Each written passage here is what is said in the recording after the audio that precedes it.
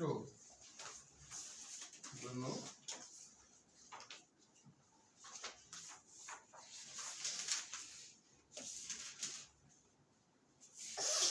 हम लोग पढ़ रहे हैं आज भी यूरोप।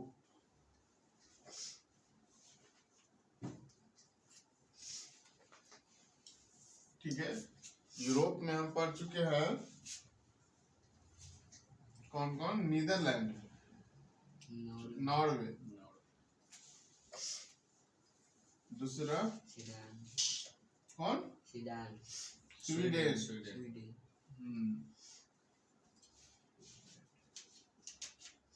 तीसरा फिनलैंड,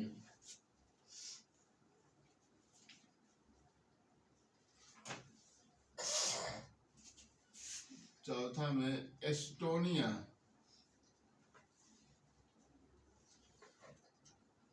लाटविया और लिथुआनिया, है ना?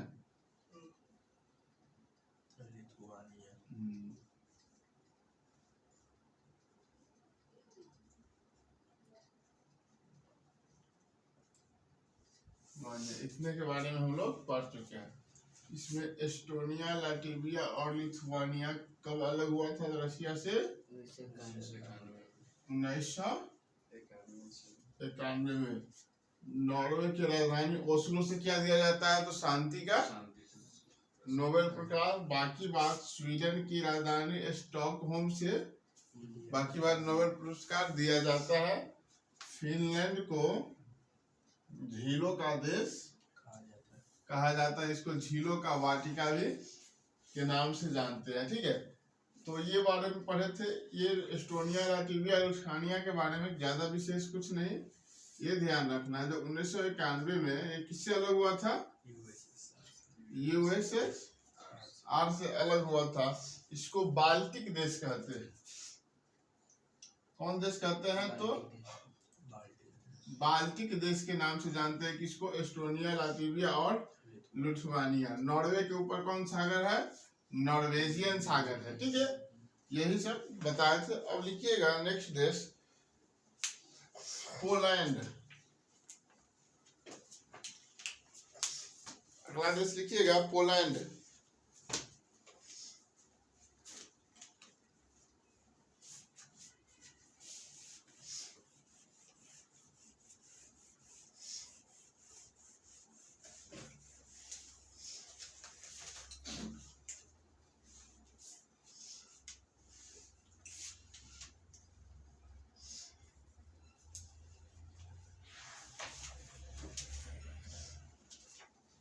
इसका राजधानी, पोलैंड की राजधानी वार्सा। वार्सा।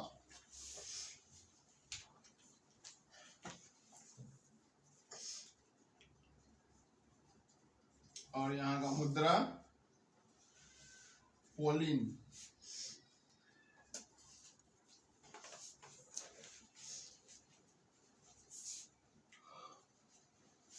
ठीक है,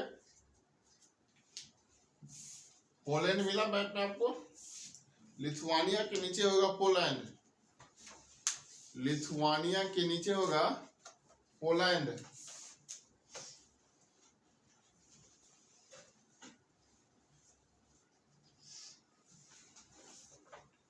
मिला? हाईलाइट करना।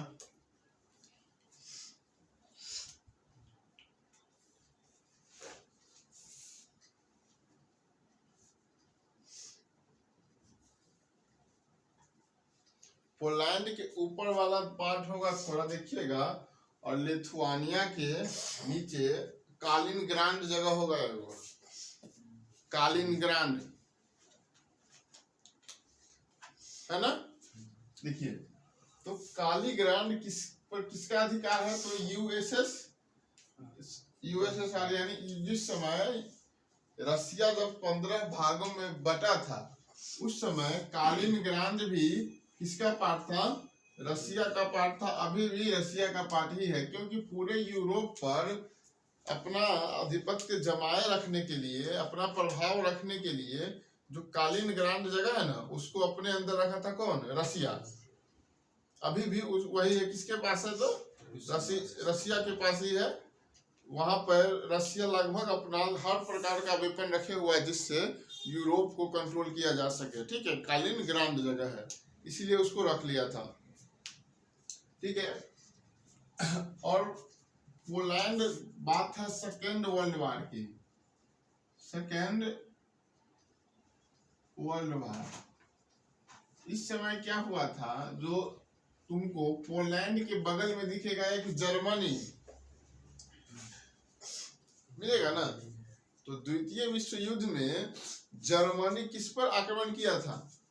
पोलैंड पर ही आक्रमण किया था, जिस कारण से सेकेंड वर्ल्ड वार हुआ था। ठीक है, तो इस समय जर्मनी का जो चांसलर था वो कौन था? जर्मनी का जो तानाशाह था हिटलर था।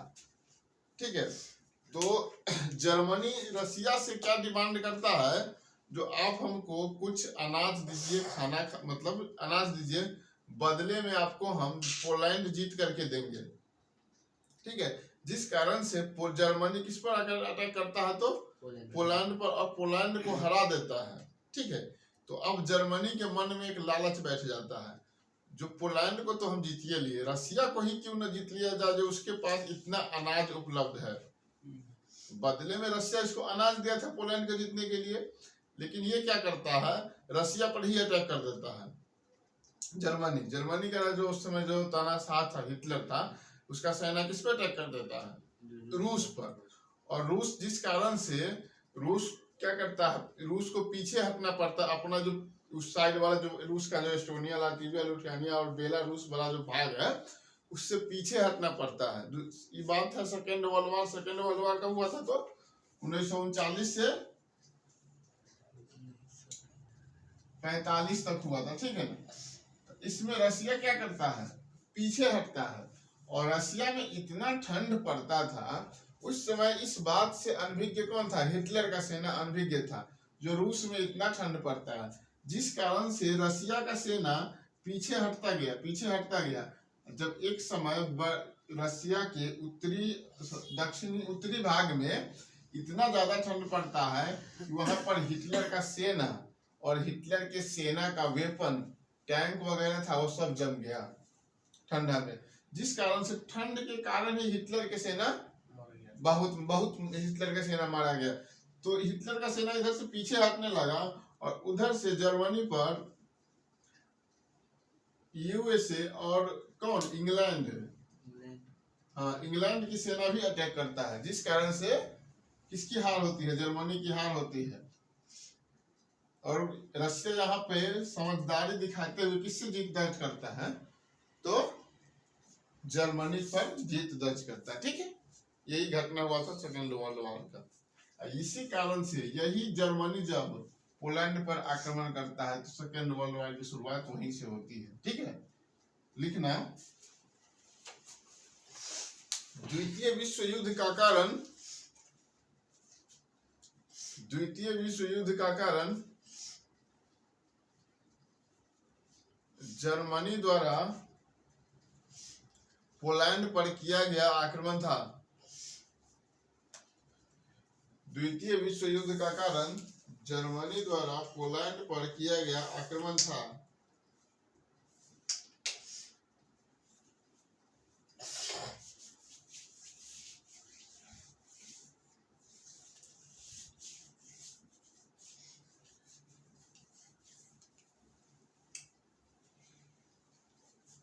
लिख लिया?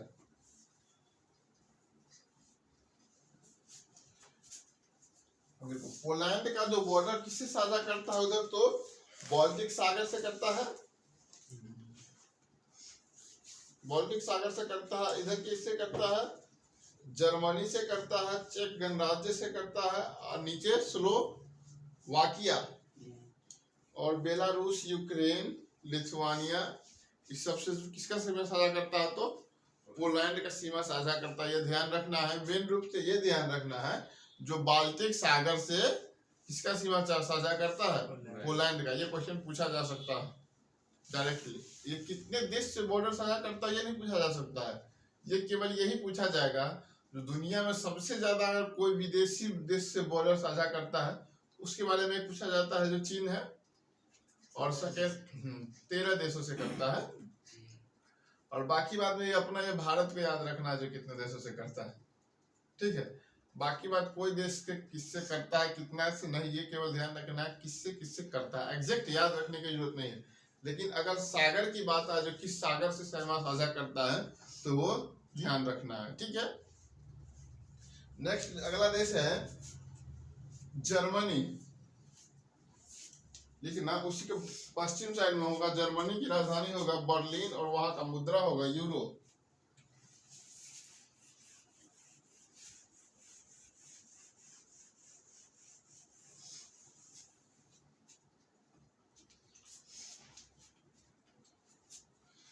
बिना जर्मनी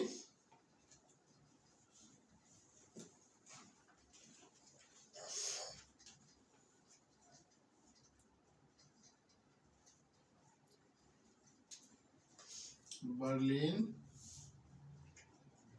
और यहाँ का मुद्रा होगा यूरो।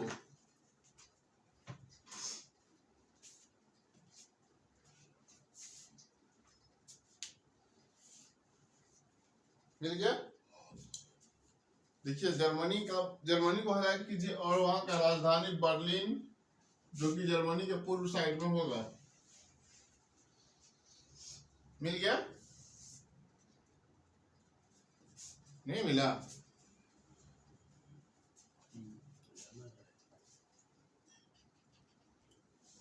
ठीक है।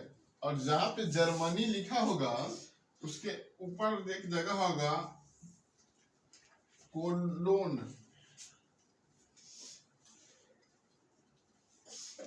कोलोन जगह होगा, ठीक है। ये किसके लिए प्रसिद्ध है? तो मोटर बोट के लिए जाना जाता है शहर। नौकायान के लिए कौन सा प्रसिद्ध है? तो कोलोन शहर है। और जापान का इसी बात पे याद बताओ, जापान का कौन सा है जो मोटर बोट के लिए प्रसिद्ध है? नागोया शहर में बताए थे, ठीक है। लिखना, कोलोन मोटर बोट के लिए, मोटर वाहन के लिए या मोटर बोट के लिए प्रसिद्ध है।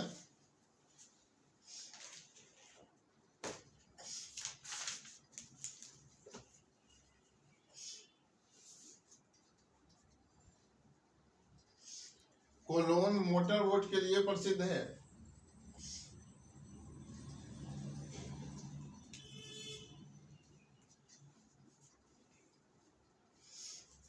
हो गया।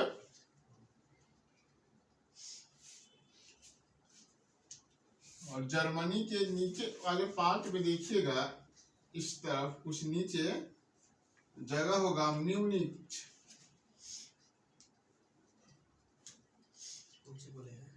म्यूनिच म्यूनिक है वही म्यूनिक। और उसी के नीचे होगा स्टुटगार्ट। दो जगह होगा, म्यूनिच और स्टुटगार्ट। मिला ना, दो जगह होगा वहीं पे, म्यूनिच और स्टुटगार्ट। देखिए, तो मैडम भिकाजी कामा का नाम सुने हुआ है, जो कि स्टुटगार्ट में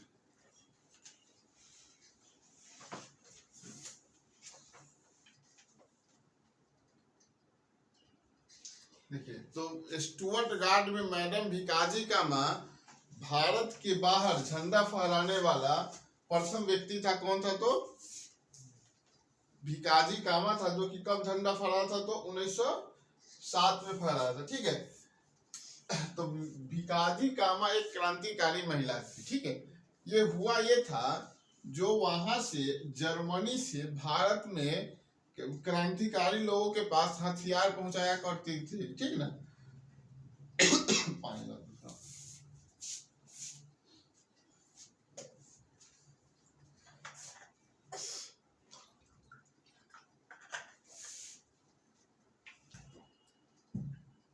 ठीक है। तो मैडम भिकाजी कामा स्टुटगार्ट में सबसे पहले 1907 में विदेशों में क्या झंडा फहराई थी?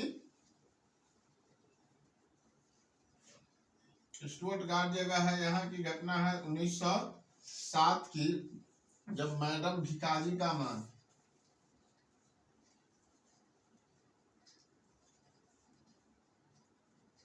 ठीक है, ये स्टुअर्टगार्ड में झंडा फहराने वाली प्रथम महिला थी, या प्रथम व्यक्ति भी कह सकते हैं, जो विदेश में झंडा फहराई थी 1907 में क्रांतिकारी आंदोलन में। ठीक है, ये क्या करती थी, ये एक बिजनेसमैन की तरह वहां रहा करती थी। ठीक है, वहां से जो खिलौना होता है ना, उसमें रख करके गोला बारूद और हथियार किसको सप्लाई करता था, भारत में जितने क्रांतिकारी लोग थे जो कि अंग्रेजों के खिलाफ लड़ रहे थे, उनको हथियार मुहैया कराने का जिम्मा किसके पास था, तो मैडम भिकाजी कामा, ठीक है, जो कि स्टुअर्टगार्ड में सबसे पहले भारतीय तिरंगा को फहराया था। ठीक है, ये घटना है 1907 की। लिखना,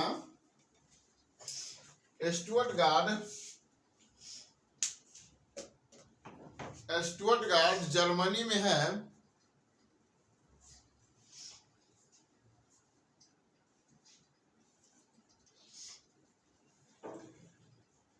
जर्मनी में है, यहीं पर सर्वप्रथम विदेशों में भारतीय झंडा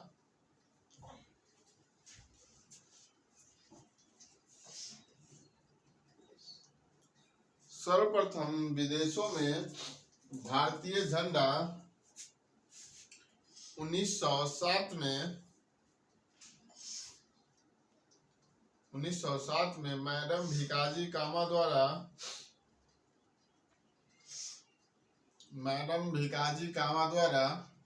फहराया गया था। कामा द्वारा फहराया गया था।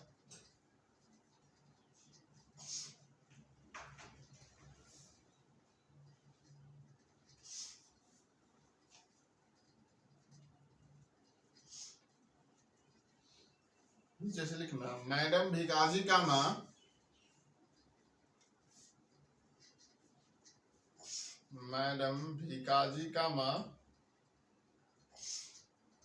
गुड़िया में रखकर, गुड़िया मतलब खिलौना, गुड़िया में रखकर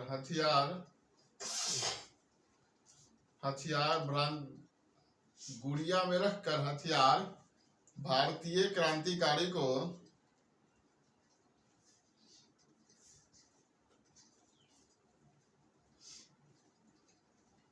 भेजा करते थे।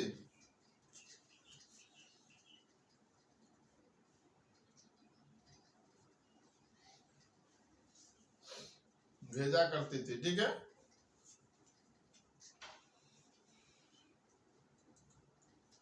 लिखो नीचे से, मैडम भिकाजी कामा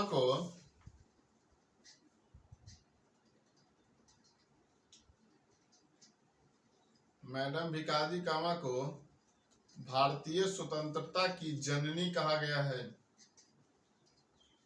मैडम भिकाजी कामा को भारतीय स्वतंत्रता की जननी कहा गया है।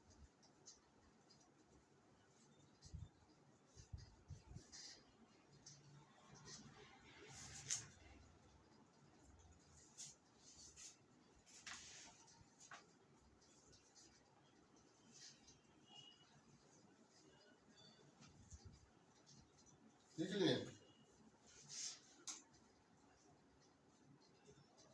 भारतीय स्वतंत्रता की जननी कहा गया है।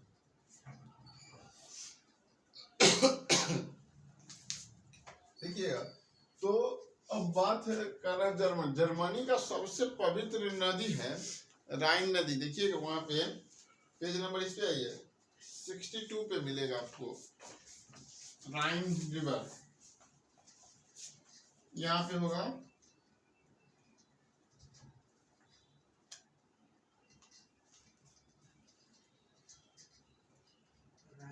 हाँ, मिल गया।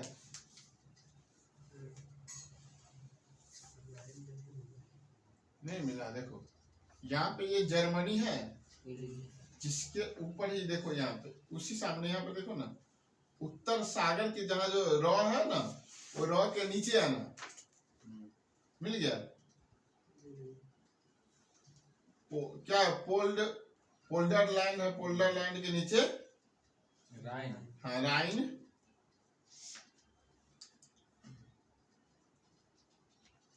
जो कि यूरोप की सबसे व्यस्त व्यापारिक नदी है।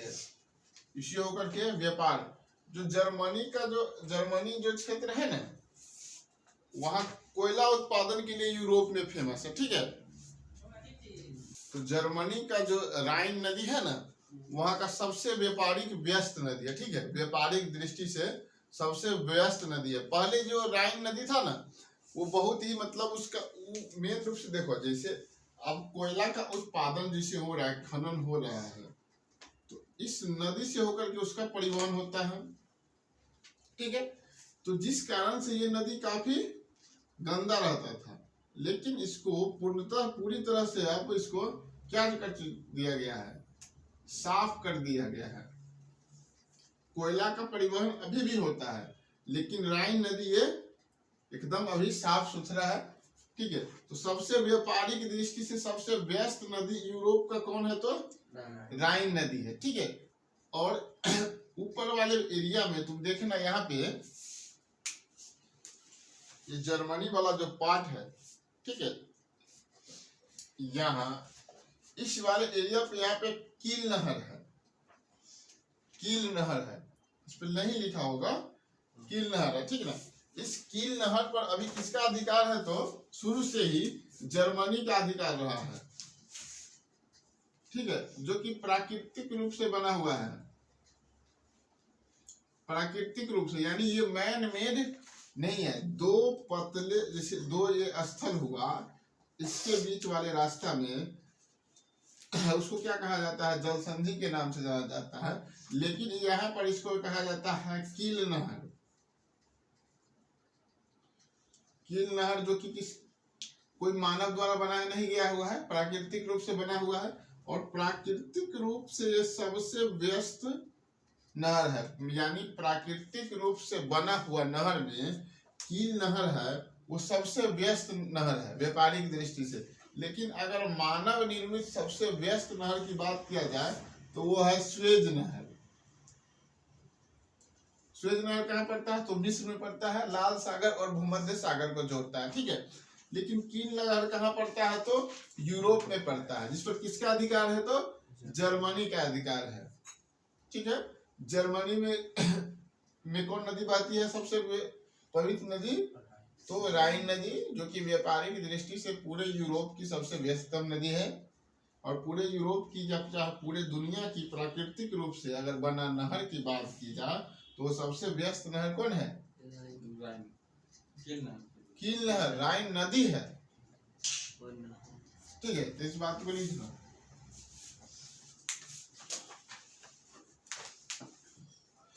कील नहर पर जर्मनी का अधिकार है,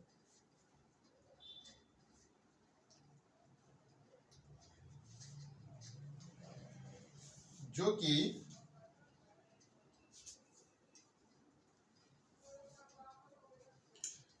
कि बाल्टिक सागर और उत्तर सागर को जोड़ता है, जो कि बाल्टिक सागर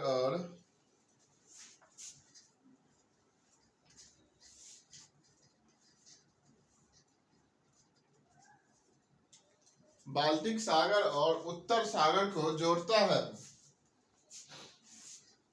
लिखना नीचे से, कील नहर प्राकृतिक रूप से बना सबसे व्यस्त नहर है। कील नहर प्राकृतिक रूप से बना सबसे व्यस्त नहर है।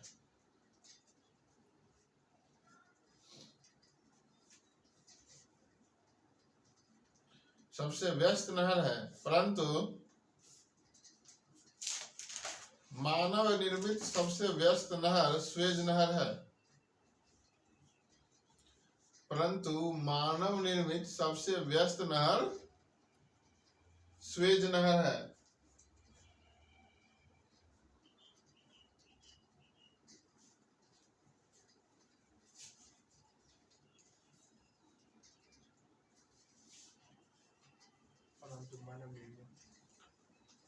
सबसे व्यस्त नहर स्वेज नहर है।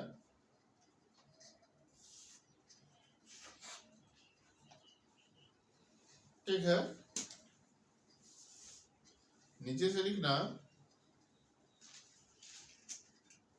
जर्मनी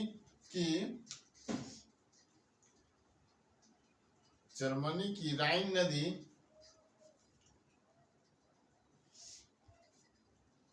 सबसे बिजी व्यापारिक नदी है।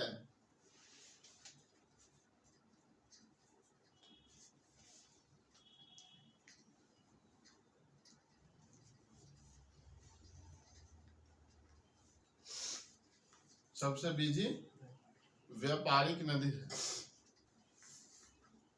देखो, जर्मनी में जो इस राइन नदी के आसपास वाले भाग को रूर कहा जाता है, जो कि कोयला उत्पादन के लिए फेमस है। ठीक है ना?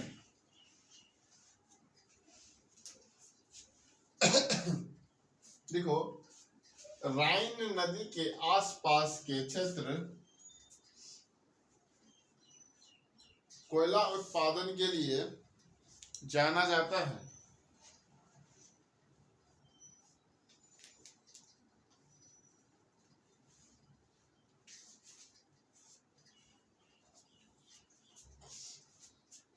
ठीक है, हो गया। अब लिखना बेनेक्स देश। 4 लाख लिखो, बेनेक्स देश।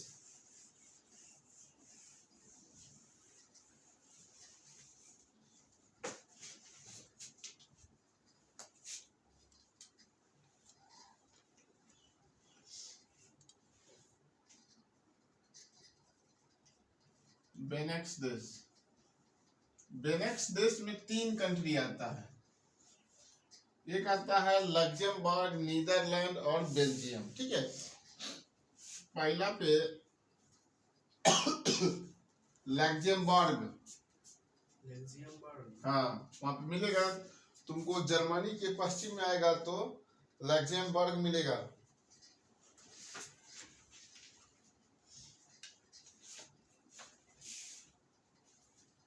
मिला? देखो यहाँ पे ये वाला पार्ट जो जर्मनी हुआ, जर्मनी के यहाँ पे मिलेगा लग्जमबर्ग। एक स्टार का होगा, थोड़ा सा छोटा सा देश है।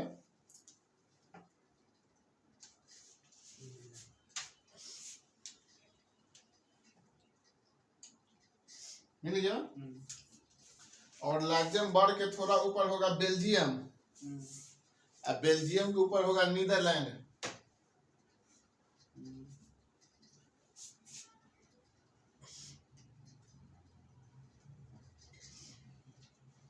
लग्जमबर्ग, बेल्जियम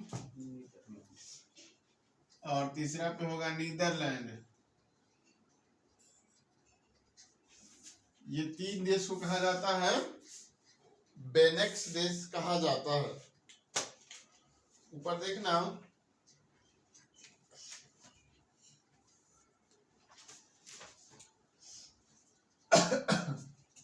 अब इसका केवल इसमें केवल ये ध्यान रखना है, जो बेनेक्स देश में कौन कौन देश आता है, तो लग्जमबर्ग, बेल्जियम और नीदरलैंड आता है।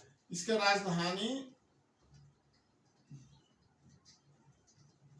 और मुद्रा ध्यान रखना है। ठीक है, तो लग्जमबर्ग की राजधानी की बात किया जाए तो इसका राजधानी भी कौन है, तो लग्जमबर्ग है। ठीक है, इसका राजधानी लग्जमबर्ग है। और यहाँ का मुद्रा की बात की जाए तो फ्रेन करके यहाँ की मुद्रा है। और बेल्जियम की राजधानी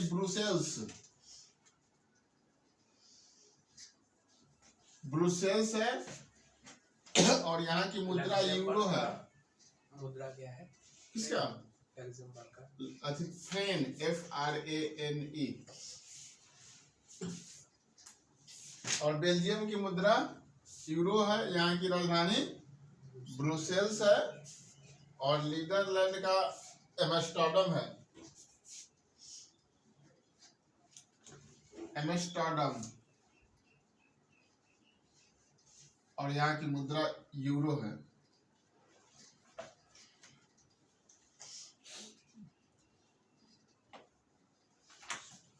यहाँ की मुद्रा क्या है? यूरो है। लग्जमबर्ग की राजधानी लग्जमबर्ग, मुद्रा फ्रैंक, और बेल्जियम की राजधानी ब्रुसेल्स, मुद्रा यूरो।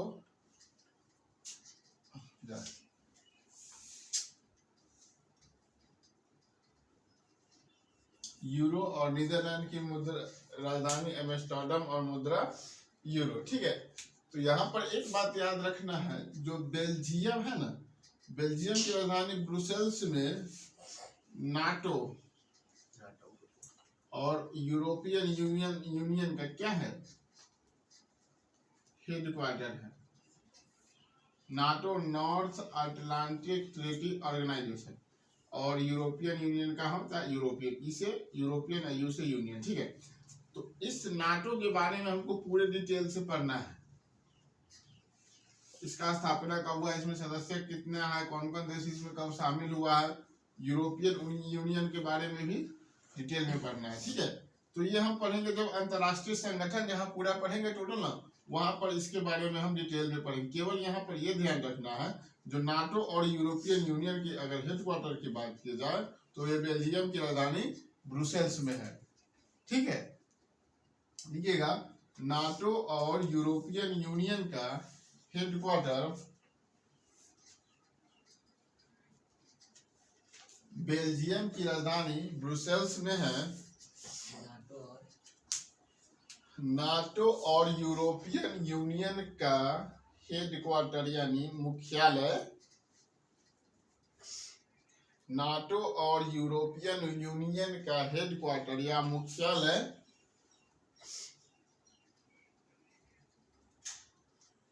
बेल्जियम की राजधानी ब्रुसेल्स में है, जिसकी स्थापना 1949 में हुआ था। दोनों का स्थापना 1949 में होता है। नाटो है जो एक सैन्य संगठन है, यूरोपियन यूनियन इकोनॉमिकल, जो वहाँ का जो इकोनॉमी क्षेत्र किस तरह से बढ़ाया जाए, वहाँ का यूरोप का इकोनॉमिक्स किस तरह से संचालित हो, इसके ऊपर यूरोपियन यूनियन की स्थापना है। ठीक है, दोनों की स्थापना 1949 में ही हुआ है।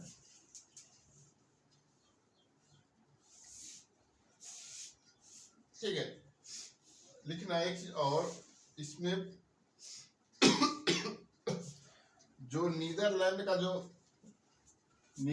का जो राजधानी है एम्स्टर्डम, यहाँ पर स्थित है एम्स्टर्डम बंदरगाह। ठीक है, जो कि पूरे यूरोप का सबसे व्यस्त बंदरगाह माना जाता है। कौन? तो एम्स्टर्डम बंदरगाह माना जाता है। लिखना, पूरे यूरोप का सबसे व्यस्त बंदरगाह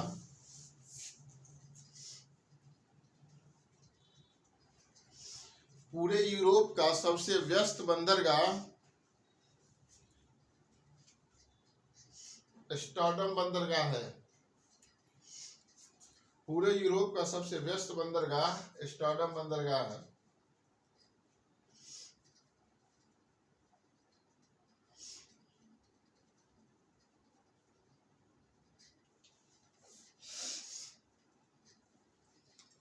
ठीक है,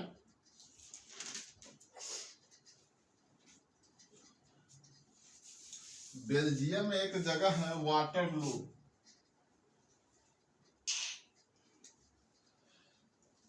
जिसको यूरोप का अखाड़ा कहा जाता है।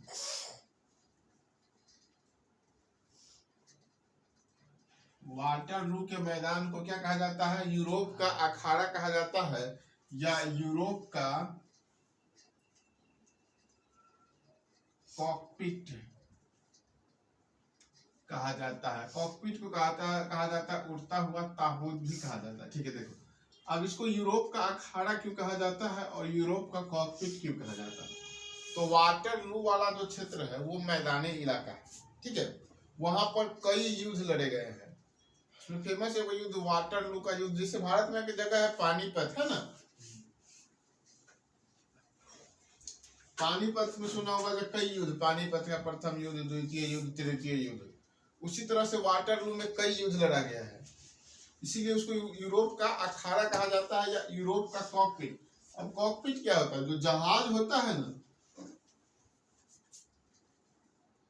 जहाज कुछ इसी तरह से नहीं होता है, जो भी हो, जहाज होता है, जहाज का जो अगला पार्ट होता है ना, जिसमें पायलट और को पायलट बैठा होता है, उसको कॉकपिट कहा जाता है। अगर कहीं भी क्रैश होता है विमान तो सबसे पहले कौन मरता है? यही लोग मरता है। तो कॉकपिट को ताबूत भी कहा जाता है। तो इसीलिए अगर यूरोप में कोई पहले घटना होता था तो उसकी शुरुआत होती थी वाटरलू के मैदान से, वहां पर युद्ध लड़ा जाता था। इसीलिए उसको यूरोप का अखाड़ा या यूरोप का कॉकपिट के नाम से जानते हैं। ठीक है, लिखो वाटरलू का मैदान, वाटरलू का मैदान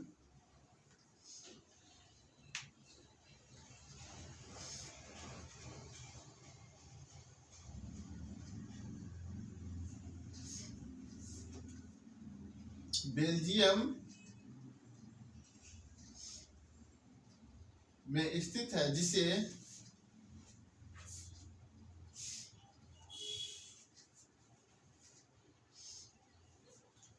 यूरोप का अखाड़ा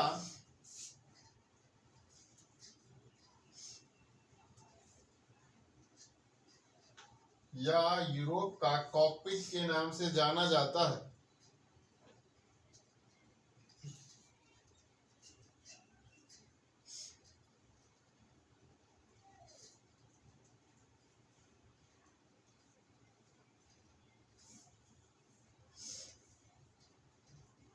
इसलिए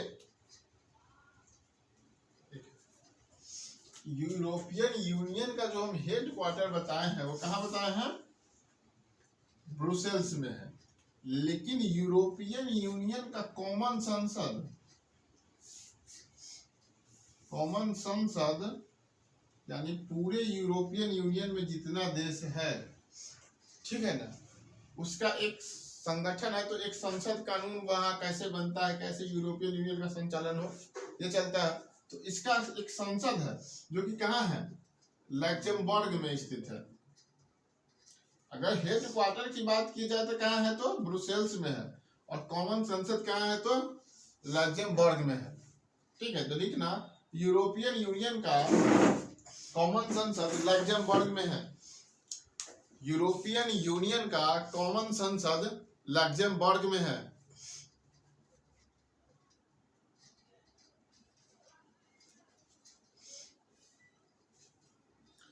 यूरोपियन यूनियन का कॉमन संसद लक्जमबर्ग में है।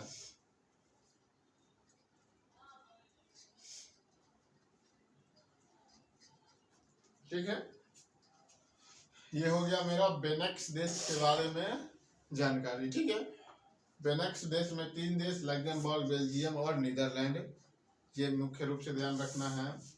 यूरोपियन यूनियन और नाटो का हेडक्वार्टर कहाँ है, इसकी स्थापना कब हुआ था, वाटरलू का मैदान कहाँ है, इसको यूरोप का अखाड़ा, यूरोप का कॉकपिट कहा जाता है, ये सब बात ध्यान है। कॉमन संसद कहाँ है यूरोपियन यूनियन का? तो लक्जमबर्ग में स्थित है।